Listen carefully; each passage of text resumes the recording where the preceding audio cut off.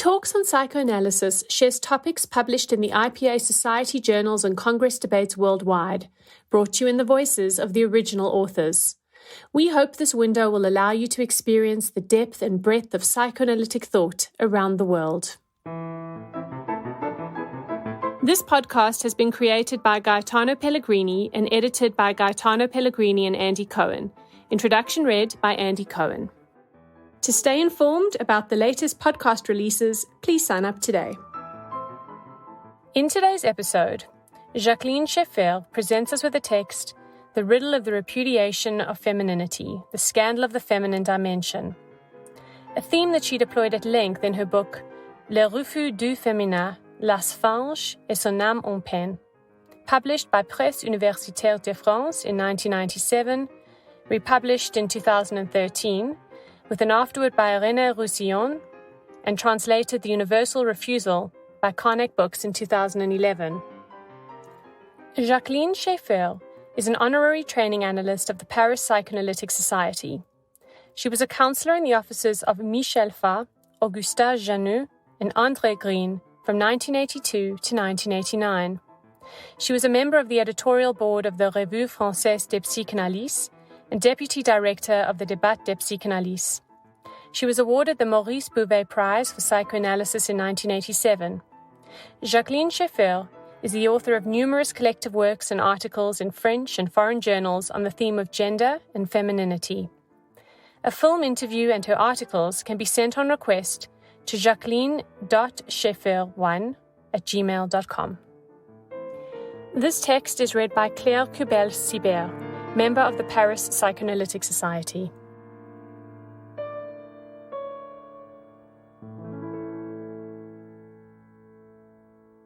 According to Freud in 1937, in Analysis Terminal and Interminable, the repudiation of femininity is part of the great riddle of sex.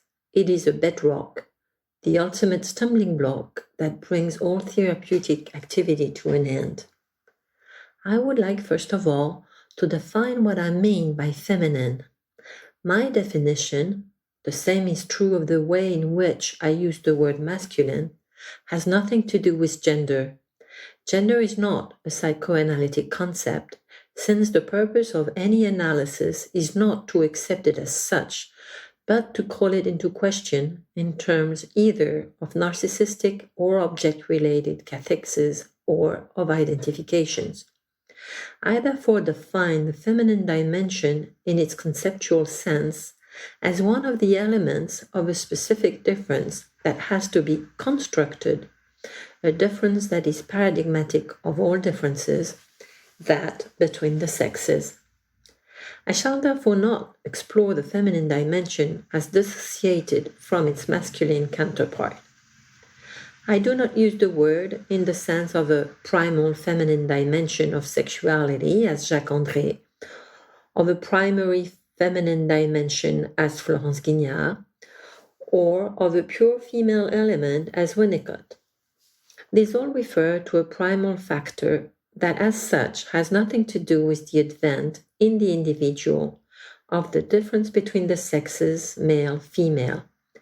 It refers to the identificatory phase with the mother's maternal or sexual female aspect. My use of the word feminine here has to do with the test of otherness that is part of the difference between the sexes. I draw a distinction between the feminine sphere, which is internal and invisible, and femininity, which is visible, goes hand in hand with the phallic dimension, involves illusion and masquerade, and is a reassurance against castration anxiety for both men and women. When Freud came up against certain difficulties and failures in his psychoanalytic work, he spoke of a bedrock, that of the repudiation of femininity, which formed a stumbling block.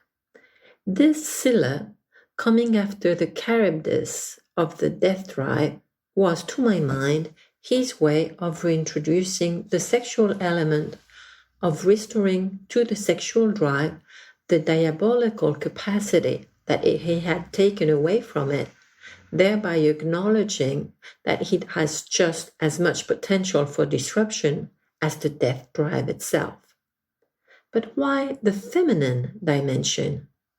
In an attempt to answer that question, I examined several hypotheses in my book, Le Refus du Féminin, produced in English, Karnac Book editions. One hypothesis that could be that this famous bedrock is the refusal of what seems to be the most bizarre feature of the difference between the sexes, the element that is particularly difficult to express in terms of anal or phallic factors, the female sex organ. Freud described the development of psychosexuality in terms of three pairings: active-passive at the anal sadistic stage, universal penis, castrated penis at the phallic stage, and masculine-feminine at puberty, i.e., the so-called genital stage. The active-passive pairing denotes two opposite polarities, while the phallic-castrated pairing functions in an all-or-nothing manner. Only the masculine-feminine pairing denotes a true difference, the difference between the sexes. That says, the way in which Freud expressed these ideas does tend to show how difficult it is for the genital aspect to break free of its pregenital forerunners. Lou Andreas Salomé spoke of the vagina being taken on lease from the rectum, and that phase was adopted by Freud in 1917 on the transformations of instinct as exemplified in anal erotism. The penis is seen as a fecal stick. The female sex organ is defined with respect to the penis as an annex to it. The value of the vagina is that it functions as an body for the penis. Freud refers to the male partner in sexual intercourse as an appendage to the penis. However, after defining the importance of the difference between the sexes, Freud went on to call it into question. In 1937, a fourth pairing was evoked: bisexuality, repudiation of femininity in both sexes. He did not describe any forerunners of that element, but saw it as having biological origins. This was Freud's usual way of circumventing something that he found problematic, treated as predetermined. It is interesting to note that this new pairing, as well as each of the polarities that go to make it up, have to do with denial of the difference between the sexes, repudiation of femininity. What I call refusing the feminine dimension is a refusal of what turns out to be impossible to express in terms of anal or phallic logic, a female organ that is invisible, secret, strange, and which carries with it all kinds of dangerous fantasies. It makes men uneasy, not only because it gives them an image of their own sex organ castrated, so that they become anxious as regards their own genital organ, but also, and above all, because the opening up of the female body, its quest for sexual enjoyment, and its ability to accept great quantities of the constant thrust of the libido are sources of anxiety. In addition, although psychic bisexuality plays an organizing role as regards identifications, and in particular the cross-identification of the Oedipal conflict, the fantasy of bisexuality, like bisexuality that is acted out, constitutes a defense against cathecting and processing the difference between the sexes. It would therefore seem to be the case that access to the difference between the sexes does not guarantee stability or security. What Freud called the bedrock may well be that of the difference between the sexes. I had argued that it is the work of the feminine sphere in both men and women that ensures access to the difference between the sexes and enables that difference to be preserved, however conflict-ridden it may turn out to be. This contribution to building up psychosexual identity nonetheless remains unstable because it requires work to be done on it constantly. It is always threatened by regression to the active-passive antagonism or the phallic-castrated pairing, both of which afford some relief to an ego that needs some work to be done when faced with the constant thrust of the sexual drive. Simone de Beauvoir wrote that one is not born a woman, one becomes a woman. I would argue that on the genital level, the feminine dimension, like its masculine counterpart, is not something that goes without saying once puberty is reached, as Freud would have it, and sexual intercourse begins. It has to be fought for over and over again, linked as it is to the constant thrust of the libido. As far as the mental apparatus is concerned, neither the physical changes nor the sexual excitation experienced at puberty can process the difference between the sexes. One has to wait, as the woman waits for the lover for ecstatic pleasure to come along before the general feminine dimension can be wrenched from the woman's body. At that point, there is an experience of a true sexual differentiation, the creation of a feminine dimension that at last makes it possible for the ego to interject in accordance with the constant thrust of the drive in sexuality. Another hypothesis: what inevitably defines the sexual drive in a contradictory manner belongs to the feminine sphere. Those drives both nourish the mind and erupt into it. The Freudian theory to which I refer is a drive-related one, that of the libido and of the conflict which the latter creates for the ego's defenses. Here, a trajectory is involved, an unavoidable internal excitation which, from its source in the body to its aim, the quest for satisfaction, takes on a mental dimension as it becomes a drive. On its path from its source to its aim, the drive becomes operative psychically, as Freud puts it in Femininity, New Introductory Lectures on Psychoanalysis. If that excitation does not succeed in becoming mentalized as a drive, or if the drive degenerates back towards excitation, what may then emerge is what we call psychosomatic disorders, pathologies of addiction, of acting out, of out-and-out frigidity, etc. Sexual drives, libido, have one fundamental predicate which gives them their true distinctiveness: constant thrust. That thrust derives from and is in opposition to the periodical impulses of the sexual instinct. A trieb is a stimulus applied to the mind, wrote Freud on 1915 in Instincts and Their Vicissitudes.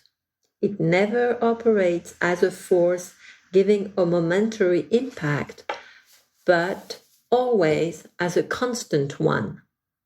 In 1933, he added, it operates as a constant force that the subject cannot avoid by flight.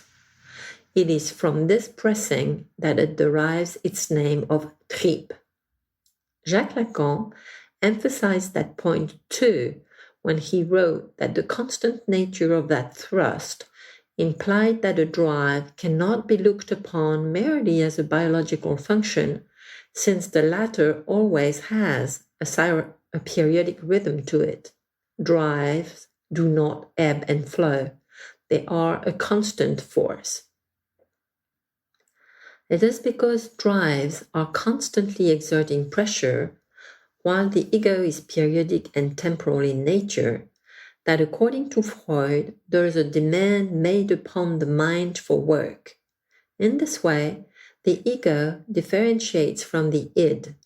Mere excitation becomes drive-oriented. Genitality in human beings moves away from sexuality in animals, which is operational only when they are in heat and dependent on oestrus, and is transformed into psychosexuality with a constant pressure. This is a major characteristic of human beings. The signal that the constant thrust of the sexual drives has reached the ego is the anxiety that is then experienced. The ego is not master in its own house.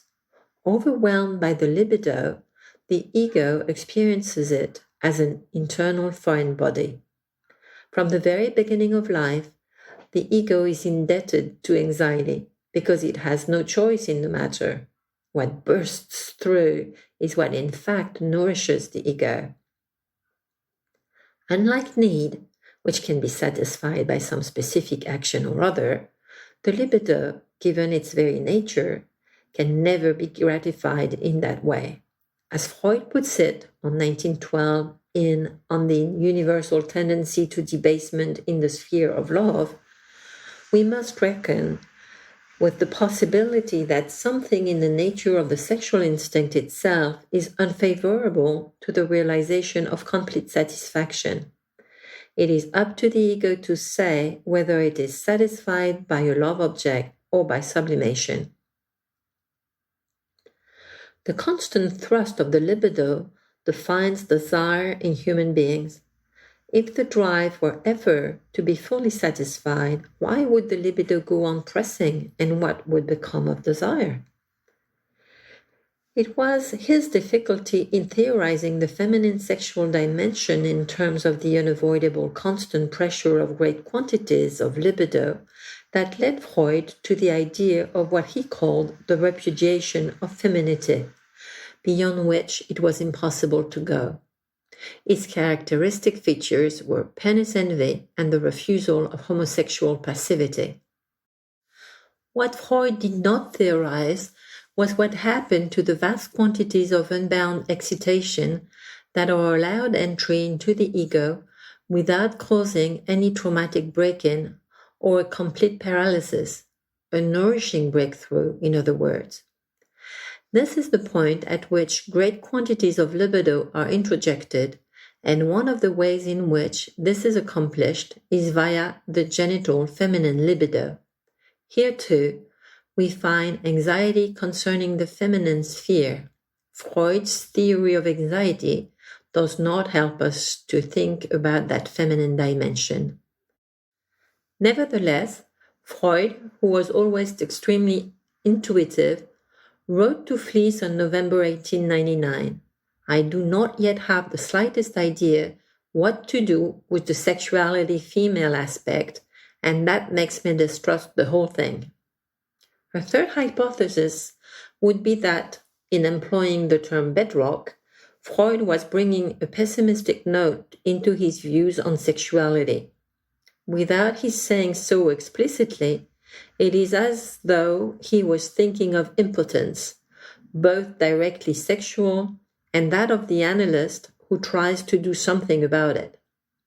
For Freud, women would remain absorbed in their penis envy, that, to some extent at least, is not a false premise, and men would focus exclusively on their homosexual anxiety about being penetrated. I would argue that, in both cases, we are faced with a pregenital defense against anxiety about genital penetration, that of a vagina that has to let itself be penetrated, or which has to be penetrated by a libidinal penis. The difference between the sexes has to do with the sexual relationship as such. The erotic feminine dimension and the sexual relationship providing ecstatic pleasure are, without a doubt, the most repressed and taboo of representations, even among psychoanalysts who are much more comfortable with infantile sexuality no matter how scandalous that may seem. René Roussillon wrote on the postface of my book, "Although psychoanalytic writings are full of matters to do with infantile sexuality or the drives, very much less has been written about how to define the part played by these factors in sexuality itself, in the kind of sexuality that is expressed in adult sexual intercourse. As long as the latter is not dissociated from the rest of mental life, it reveals an essential and fundamental feature of mental life as such." In 1915, in Observations on Transference Love, Freud himself wrote, "Sexual love is undoubtedly one of the chief things in life, and the union of mental and bodily satisfaction in the enjoyment of love is one of its culminating peaks. Science alone is too delicate to admit it." I myself underline this last sentence. It is through sexual intercourse with its ecstatic pleasure that are co-created both the erotic genital feminine dimension, the most accomplished of all in a woman's feminine sphere, and the masculine dimension in men. If there is one way in which the entry of that constant thrust into the ego can be perceived, developed, and experienced as an enhancement, it is undoubtedly through sexual intercourse, which leads to that kind of enjoyment. The co-creation of the adult feminine and masculine dimensions, together with sexual pleasure, participate in those mutative experiences which lead to rearrangements of psychical economy and enrich the ego with affect-laden representations. It is therefore not by chance that Freud drew a parallel between what he called the riddle of femininity and the enigma of the mysterious masochistic trance of the ego. As regards transmission from mother to daughter, the fairy tale The Sleeping Beauty comes to mind. The mother, as harbinger of castration, says to the little boy as he charges out ahead, his pen is proudly at the ready, "Be careful, otherwise you'll get into trouble." To the little girl she will say, "Wait, you'll see, one day your prince will come along." The good enough mother is thus the harbinger of waiting expectantly. This consists in putting the erotogenic nature of the little girl's vagina in a safe place, under the tender maternal blanket of primary repression of the vagina, as Denise Braunschweig and Michel Fain on their book La Nuit le Jour, Night, Day, put it. The lover will one day come along and awaken it, reveal it. Her body will then develop various kinds of erotic capacity. Waiting, however, is a painful kind of excitation. Cathecting it will lead to the advent of that organizing nucleus we call primary erotogenic masochism. That primary form of masochism makes for an erotic cathexis of painful tension, gives substance to the non-gratification of a drive, which by its very nature is impossible to satisfy, and constitutes a fixation point and a buffer as regards disorganization that otherwise could be fatal. The link between erotic excitation, the violence done to the ego, and the pain of the intermittent loss of the primary maternal object means that sexual desire necessarily implies a cathexis of the relationship between ecstasy and pain, the gap between hallucinatory wish fulfillment and waiting for actual satisfaction, stamped with the seal of primary masochism. When this masochistic tendency turns toward the father, it implies that everything that happens to the girl's sexual body can be anticipated as coming from and attributed to a man's penis. The change of object transforms primary erotogenic masochism, a necessary element in differentiating from the maternal body, into a secondary masochism that would lead the girl to want to be penetrated by the father's penis. The guilt attached to that Oedipal desire means that the young girl expresses it in a regressive manner in terms of the fantasy a child is being beaten. Freud did not deny the wound suffered by the ego, nor the sexual wound.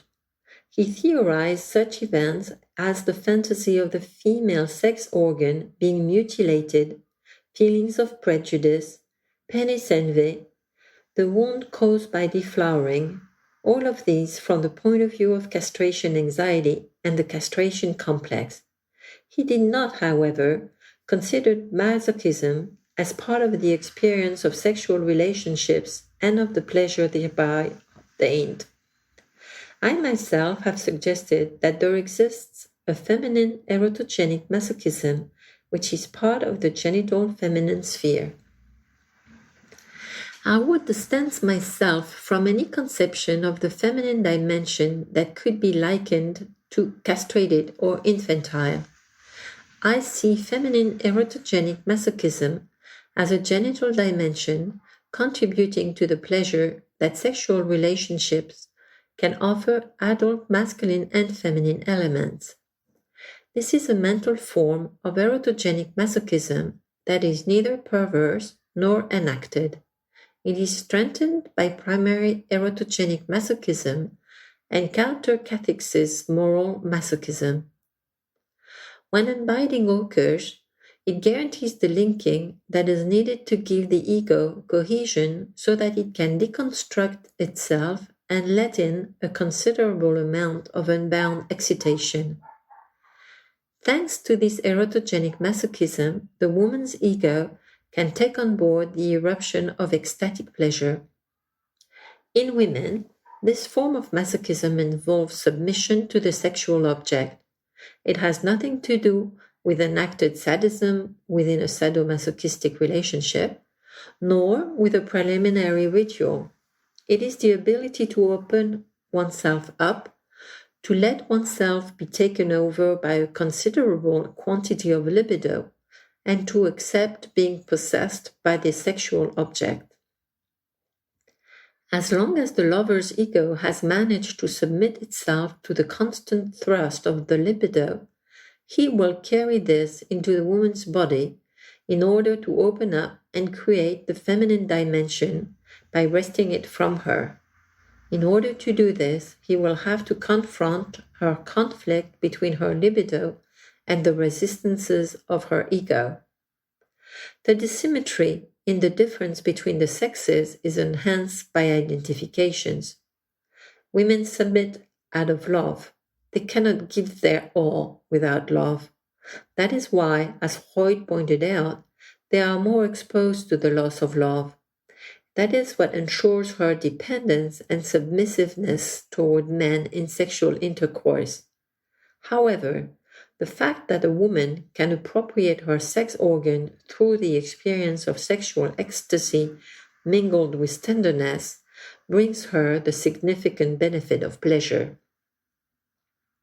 From a psychoanalytic point of view, male domination, an undeniable fact of the organization of every society, has to do with the necessary paternal phallic function. This is a symbolic function that establishes law, enabling the father to separate his child from the mother and thereby give him or her access to the social structures of the world in which they live. I would say that the lover for ecstatic pleasure is also in the position of the separating third party, wrenching the woman from her primitive relationship with her mother. The mother did not provide her daughter with a penis, hence, as Freud pointed out, a great deal of aggressiveness towards her, but nor did she provide her with a vagina. It is through creating and revealing to her her vagina that a man will be able to wrench her away from her progenital mother. That change of object is a change in submissiveness, anal submission to the mother, from which the young girl tried to escape via penis envy, is then transformed into libidinal submission to the lover. There is therefore a twofold change of object, from a progenital mother to Oedipal father, that is to say, to the genital mother, and from Oedipal father to the lover for ecstatic pleasure. The work of the feminine dimension that a woman has to accomplish has to do with overcoming, a never-ending task, the conflict that constitutes, whether she denies it or not, female sexuality. Que vuoi? What does a woman want? Well, a woman wants two contradictory things. Her ego detests being defeated, but her sex organ demands just that. It wants to yield, to be defeated. It wants the masculine dimension of a man, which is the direct opposite of his phallic dimension, an infantile sexual theory that exists simply to enable the difference between the sexes to be ignored, and therefore it wants the feminine dimension of the woman. It wants vast quantities of libido and erotogenic masochism. That is the scandal of the feminine sphere. In the social, political, and economic fields, the struggle to ensure equality between the sexes is indeed a necessary one and must constantly be pursued. In the sexual field, however, such a struggle is harmful if it tends to become confused with the abolition of the difference between the sexes, a difference which has to be upheld. This is because of the antagonism between the ego's defenses and the libido. Everything that the ego finds intolerable may contribute to sexual enjoyment, breaking in, sexual misuse of power, loss of control, abolition of limits, possession, submissiveness, in other words, defeat, with all of its polysemy. The feminine enigma can therefore be defined thus. The more she's wounded, the more she needs to fill desires, the more she falls, the more she makes her lover powerful, the more submissive she is, the more power she wields over her lover, and the more she's defeated, the more pleasure she takes, and the more she feels loved. The work of the feminine dimension in men consists in allowing their penis to be taken over by the constant thrust of their libido, whereas the pleasure principle may incite them to function quite happily according to a periodic rhythm of tension and discharge. It is the capacity in a man to desire a woman constantly with his libidinal penis, the capacity not to allow the fear of his own primitive mother, the fear of his own ecstatic pleasure, or that of the woman, to lead simply to discharge or to a return to the confines of his ego, rather than to the discovery and creation of the feminine dimension in the woman. In other words, he has, for at least a certain period of time, to disconnect himself from the control of his ego, to overcome fantasies about his penis that have as their main aim that of verifying its solidity in sexual intercourse, and to ensure that he is not frightened by fantasies involving the danger represented by the body of the woman as mother. The underlying terror in both sexes is their proximity to the sex organ of the mother from whose body they came. The avidity of drive-related pressure, never satisfied, cannot but be terrifying if all it implies is being devoured, swallowed up in the mother's body, an object of terror, but at the same time the lost paradise of fusion, confusion. Yet sexual enjoyment is created precisely through facing up to these terrors and overcoming them. As Freud puts it on 1912, anyone who is to be really free and happy in love must have surmounted his respect for women and have come to terms with the idea of incest with his mother or sister. Both sexes have to come to terms with the phallic structure. That narcissistic hypercathexis of the penis works toward breaking free of the pregenital imago and the mother's ascendancy. Thanks to their castration anxiety, boys can symbolize the part for the whole, taking support from their paternal identification. But how are girls to negotiate an internal component that is a whole in itself? And how are they to separate their own from that of their mother? Can the female sex organ be symbolized and brought into the mental sphere? For both sexes, the great discovery of puberty is that of the vagina. Of course, little girls are well aware of the fact that they have a hollowed out part, and they have internal feelings triggered not only by their Oedipal emotions, but also by primitive traces of their physical contact with and seduction by their archaic mother figure. Nonetheless, the true revelation of the erotic vagina, the deep-seated erotogenic character of the female organ, can be accomplished only in the course of sexual intercourse, giving ecstatic pleasure. For both men and women, the other sex is always the female one, because for everybody, the phallic dimension is the same. For how could that narcissistic phallic being, who can be paired only with a castrated being, avoid lapsing into fear of, contempt for, or hatred towards the feminine dimension?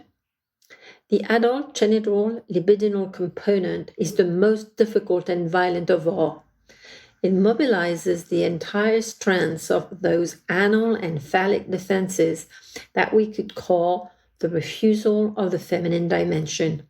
It demands that the ego do some work of processing when dealing with the constant thrust of the libido and sexuality. It is the violent nature of that test that can confront and oppose the violence of the primitive mother figure's regressive capturing, as well as the violence attributed to the death drive, both of which have non-differentiation as their aim. Opposed to phallic logic, impelled by castration anxiety, the existence of which is limited to denying, dominating, destroying, or avoiding the feminine dimension, the masculine-feminine pairing is set up by means of a co-creation through the discovery of the female sex organ. This can come about only through the masculine dimension of the man conquering and tearing away the woman's anal and phallic defenses. This is the masculine dimension of the lover for ecstatic pleasure, on condition that he manages to discard his own phallic defenses and lets himself be dominated by the constant thrust of his libido carrying it into the woman's body. It is only thus that men can succeed in losing their fear of women, as Jean Cornu formulated it. From time immemorial, men have had to tear women away from the night of their mothers, the queens of the night. Why drive-related violence? Let me dare to say it, because the scandalous aspect of the feminine dimension is erotogenic masochism. It makes the little Oedipal girl say, "Daddy hurt me, beat me, raped me."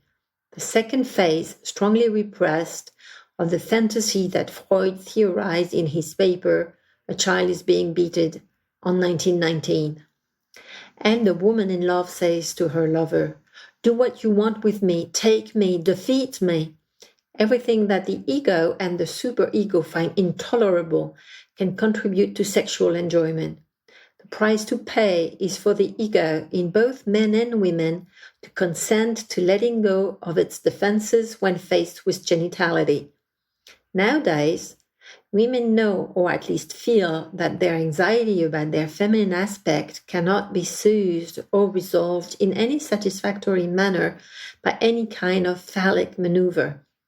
Above all, they know and feel that the fact of not being desired, or of no longer being desired by a man, brings them face to face with a painful feeling of not having a sex organ or having it denied. That rekindles the hurt they felt as young girls, forced to structure themselves in a phallic manner when faced with the ordeal of perceiving the difference between the sexes, that is, where the castration anxiety lies. It was in his twilight years that Freud, in 1937, after describing the characteristics of the death drive, opposed to those of life and of love, theorized the scylla of repudiation of femininity in both sexes. It is somewhat disturbing to note the extent to which the refusal of the feminine dimension constitutes a characteristic feature of human behavior and participates in its genesis in the mind to such an extent, indeed, that Freud built up a theory of psychosexual development centered on the phallus. For Lacan, the phallus is the central signifier of sexuation, desire, and sexual enjoyment. That infantile sexual theory, in which there is only one sex organ, the phallic penis, must have represented a defensive maneuver against the eruption of the discovery of the difference between the sexes at the Oedipal phase. How are we to understand the sheer scope of the ongoing impact of this refusal of the feminine sphere? Are we to draw the conclusion that what has always threatened the political, social, and religious order of things is not only the power women have to procreate, but also, and to an even greater extent, their erotic capacity, as well as the fact that the maternal dimension interpenetrates that of the woman and the feminine dimension that of the mother? That said, we all know that the maternal dimension can contribute in both sexes to counter-cathecting the erotic feminine dimension. Contrary to the phallic castrated pairing, which upholds social structures and the balance of power, the masculine-feminine relationship is a mental creation which implies acknowledging and facing up to otherness in the difference between the sexes. The ability to transform a phallic castrated pairing into a masculine-feminine relationship determines the manner and quality of the sexual, affective, and social relationship that is set up between a man and a woman and bears witness to a work of civilization, Kulturarbeit. The status of women reflects the structure and history of any given civilization. It is the pivot and revealer of the changes that take place in society, the symptom of the crisis and issues concerning the balance of power between the sexes, and the symbol of equality. That equality must of course be conquered and preserved in the political, social, and economic spheres, but it is extremely important not to see this as the abolition of the difference between the sexes. That difference is enhanced when it comes into play in sexuality, given the antagonism between the ego's defenses and the libido. In a society that is less and less Oedipal, one which tends to deny the difference between generation and between the sexes, perhaps psychoanalysts ought to feel that they have a particularly important role to play, that of guaranteeing a kind of sexuality that enhances the work of processing the co-creation of couples in the true sense of the word, and sexual enjoyment or its positive forms of sublimation. At present, certain other elements are becoming more and more prevalent. Instrumentalist or perverse forms of sexuality, pleasure in destructive violence, dehumanization and fecalization of people, and the unbridled development of power. Maneuvers that aim to abolish differences, and in particular that between the sexes, are perhaps, as André Green has pointed out, the ultimate resting place of the death drive in its work of doing away with any and all differences.